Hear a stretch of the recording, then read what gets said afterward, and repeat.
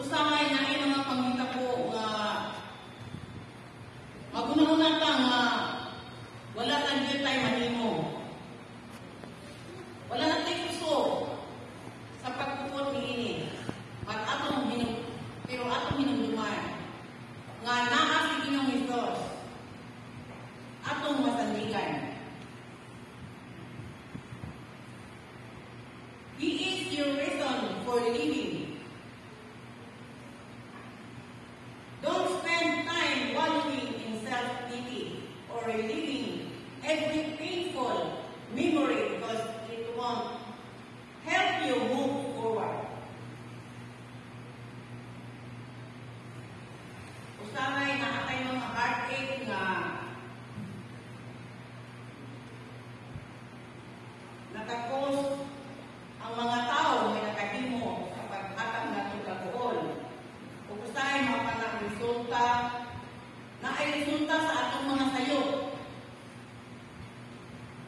Pero atong hinunduman nga dili yuta mo give up. Choose not to be a prisoner. Dili kay pagunahon na nga wala ka dito ay kagawasan ani. Sa mga past ng minagi, kung ano kung natin kung kayo mga kapagyasan, usara na ka-lesson. Dili, wala of life sentence.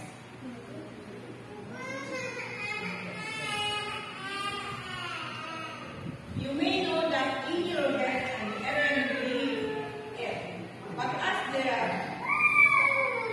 ingon ni Russian playwright Anton Chekhov nag-ingon, knowledge is of no value unless you put it into practice. Wala, hindi ay value ang kaalam kung dili na ito gamiton na usa ka practice sa atong pagkinubuhi. Wala kang ginagustos. Nagayon din, go to God's Word. Nga ito lagi ka sa Ginoo, sa pulong kay sa Ginoo. Kung atong pangayoon ang wisdom, ang kusog, kung ang giya. Usahay, at ay punta ang Ginoo silent na siya.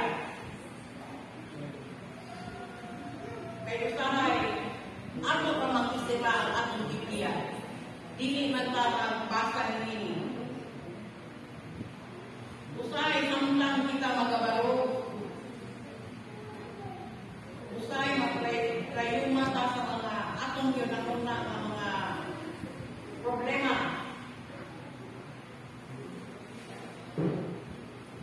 Usahay wala ta kibalo kung sa'y atong bahatong tunod. But remember that Jesus is your best friend.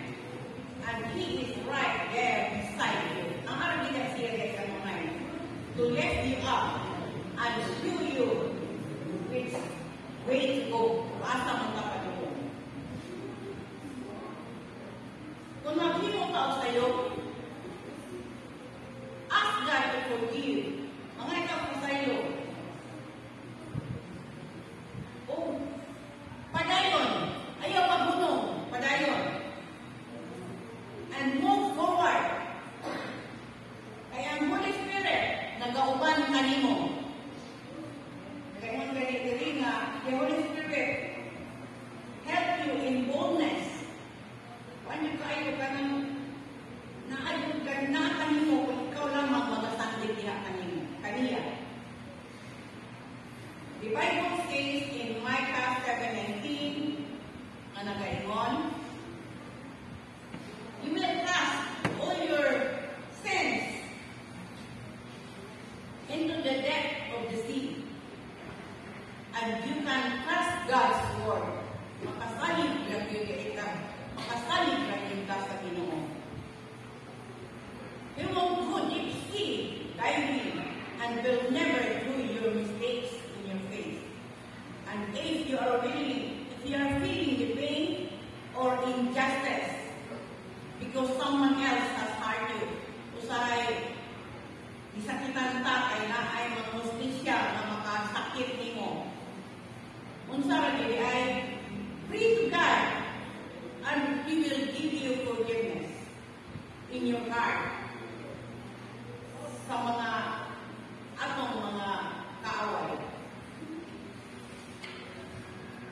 kundi ay kita magkasali sa Ginoo, naatay gitawag og sweet peace, tamis nga kalinaw, nga ang Ginoo lamang ang makahatag niini. Usahay, it was the loss of a loved one, sama sa hitabo, gabi sa lino, nga daghan ang hitabo dito sa buko. Usahay, na ay mga financial crisis, o kaning natural disaster, mga hitabo gabi. O unsa man tanan, do not be discouraged. Usahay masakitan ka, pero unsa ra dili ay ihatag o ato ninyo isurrender diya sa Ginoo. He can turn their tears into joy kung atong isalig niya kaniya. Atong hinumduman, when you have nothing left, but God, remember that God is always there to discover that God is enough to keep moving forward. Siya rin yung makatabang na ito, makahimutan sa pag-move, sa paglakaw sa unahan. In Jeremiah 29:11, nag-ingon, kay ako na ibalon sa mga una-una, nga ginuna-una ko alam kaninyo. Nag-ingon si Jehovah, nga muna sa pagdahil o bilis sa kalimutan sa paghatag kaninyo o paglaong sa inyong pagpapaw. O ang 2 Corinthians 4:18 na ganoon, tungod kay kami nagasugong mandili sa mga utang nga makita, kundi sa mga utang nga dili makita. Kay ang mga utang nga nakita lumalabay lamang. Apan ang mga utang nga dili makita walay katapusan. Muna ako ninyong manong na ang hitabo, ang lino gabi, naguna-una ko nga kanusay natay mga anak kapag lumon kung kakaha o kung may paghitabo na ako mga anak dito kung sa nagkatuon yun ay mga balumon muna ang magsinampuay na ikaw isa'y mahuminim ahim only God can help us palay-lain. So kung atong hinuman kaning mga utang ang kalupan na wala ng lulus, ang ako rin yung hinuman na ang atong ngalan masulat dito sa pasahon sa Ginoo. O kanina ako gandong may naon kay balik sa Ginoo. Itang tanan ang atong ngalan masulat dito sa pasahon sa